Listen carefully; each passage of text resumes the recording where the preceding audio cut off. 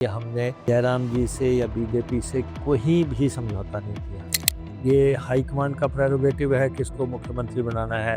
तो मालूम है कि जब भाजपा ने सरकार तोड़ने का प्रयास किया जी। और उसमें मेरी वाइफ की डेथ हुई थी, मैंने उसके बावजूद आके अपना वोट डाला और पार्टी उसके बाद जब सरकार चली गई तो मुझे लीडर ऑफ अपोजिशन बनाया गया।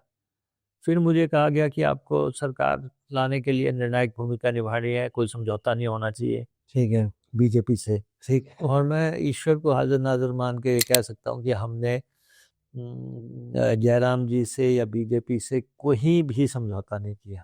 सेंटर से आपने केंद्रीय एजेंसियों से कई चीजें झेली हाँ, बहुत। तो हमने लड़ाई जारी रखी और क्योंकि हमें कहा था सरकार लाने के लिए आपने लड़ना है, तो हमने लड़े और सरकार प्रदेश में आई।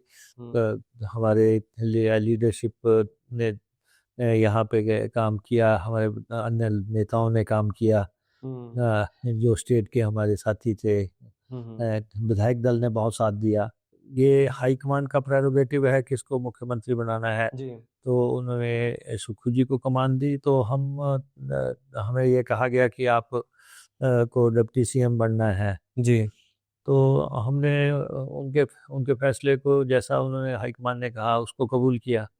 उसके बाद आपने कुछ भी अपनी इच्छा नहीं जताई कि मैंने फाइट किया है, मतलब नहीं, सरकार नहीं बन रही थी कांग्रेस की 2022 में, आपने इतना 5 साल मेहनत की और मेरा नहीं, हक तो बनता है। नहीं, हमने ऐसा है कि मैंने कहा कि हम पार्टी के लोग हैं। को मालूम है कि जब भाजपा ने सरकार तोड़ने का प्रयास किया जी। और उसमें मेरी वाइफ की डेथ हुई थी, मैंने उसके बावजूद आके अपना वोट डाला और पार्टी के साथ का खड़े होने का जो हमारा हमेशा से ये रहा है, वो हमने फर्ज निभाया।